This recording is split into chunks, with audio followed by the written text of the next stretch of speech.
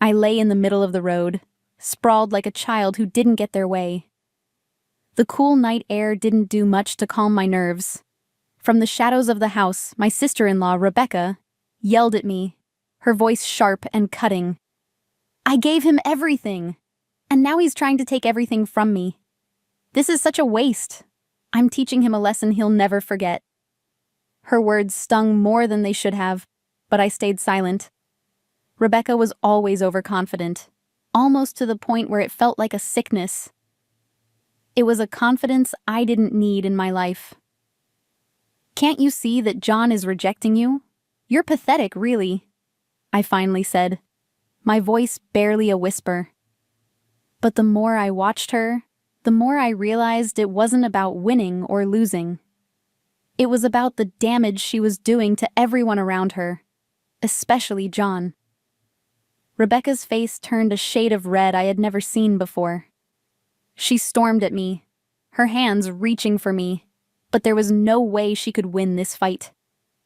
I'd been around her enough to know that her tantrums were hollow, just noise. I stepped back, letting her stumble past me, the anger in her eyes fading as quickly as it had appeared. I'm Sarah, I began, still trying to shake off the memory of Rebecca's outburst. 32 years old, single, and working as a receptionist at a hotel. My job is everything to me. My father passed away years ago, and I've lived with my mother ever since. I paused, thinking of my brother, John. John, my younger brother, is married to Rebecca, and they have 4 kids. As much as I try to stay out of their drama, the chaos that follows Rebecca everywhere, well, it's impossible to ignore. My brother, John, was different. He used to be kind, patient. I didn't get it. Why he had fallen for someone like Rebecca. She was flashy, with dyed hair and fake nails, and as far as I could tell, her personality was just as shallow. When I first met her, I remembered her words like they were etched in my mind. I'm marrying John, but can you go get me some cream puffs from the store? I don't want these sweets. They're not the kind I like. The arrogance in her voice made my blood run cold. My parents were left speechless. I was speechless. Who was this woman?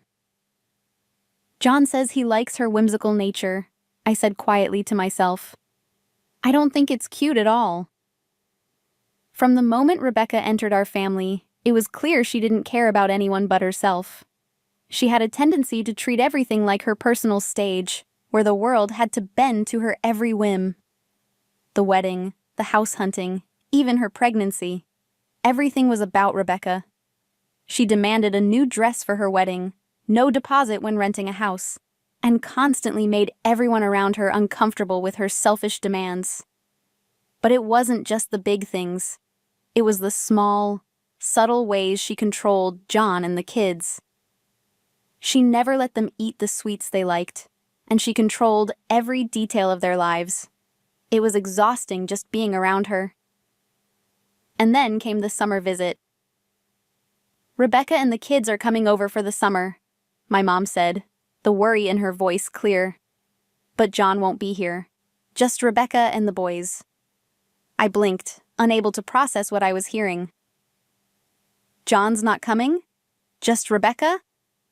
Mom nodded, her face tight with stress. Yes, it's just her. And those 4 boys? They're energetic, Sarah. I'm not sure we can handle it. I swallowed hard, trying to keep my calm. I had no idea what I was walking into, but I could already feel the tension building. How long will they be here? I asked, but I already knew the answer. A few weeks, Mom replied. We don't have much choice. It's too late to back out. That's when I started to feel a knot in my stomach. I didn't want to deal with Rebecca on her own, especially not with the boys running wild. They were cute, yes, but the thought of Rebecca being around without John to temper her whims was terrifying. Still, I couldn't let my mom handle this alone. I agreed to take on extra shifts at the hotel, working long hours while Rebecca and the kids stayed at our house. The day they arrived, I found myself dreading the inevitable noise and chaos that would fill the house. The sun was shining brightly as my nephews stormed through the door. Their energy was contagious, but it wasn't long before I started noticing their behavior. The oldest, at 7, was tired but smiling. The younger ones, 5, 4, and 2, were all over the place. "Where's Mom?" I asked the oldest, trying to calm myself. "She went to Olive Garden," he said as if it was no big deal. I stood frozen for a moment. Rebecca had dropped off 4 kids, the youngest barely able to walk, and drove off without a second thought. It was like she didn't even care. I looked at Mom, who was already starting to get worried. "This is bad," she murmured, wringing her hands. The boys were happy with the snacks Mom gave them, but there was something off about their behavior. They looked at the candy like it was treasure but didn't touch it. When Mom handed them juice, they all hesitated. "Can we really eat this? Won't Grandma get mad?" The confusion in their eyes was heartbreaking. It was like they had been trained to feel guilty for simply enjoying food. I glanced at Mom. She looked troubled, too. The more I watched, the more I realized that Rebecca's idea of discipline was twisted. She had created an environment where these kids couldn't even enjoy a simple treat without feeling like they were doing something wrong. When one of the boys spilled a cup of water, they all turned pale, huddling together, afraid they would be punished. "Sorry, we didn't mean to. Please don't be mad," they begged, tears in their eyes. I felt a sharp pain in my chest. This wasn't discipline. It was fear. Fear that Rebecca had instilled in them with her selfish, controlling ways. The days passed slowly, and Rebecca never showed up. The first day turned into a second, then a week. I tried to stay calm, but the longer she stayed away, the more anxious I became. I even called John, but he just asked me to keep the kids a little longer.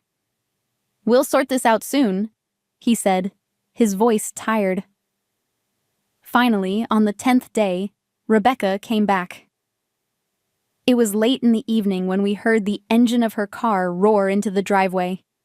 The door slammed open, and there she was, wearing a thin skirt that barely covered her legs, her face tanned like she'd been enjoying a vacation.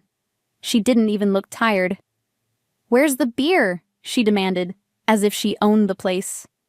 I stood in front of the kids, protecting them from her angry glare. "We don't have beer.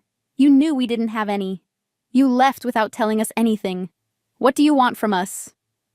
Rebecca sneered, her eyes narrowing. "What's your problem, Sarah? Who do you think you are, talking to me like that?" She lunged toward me, but I was ready.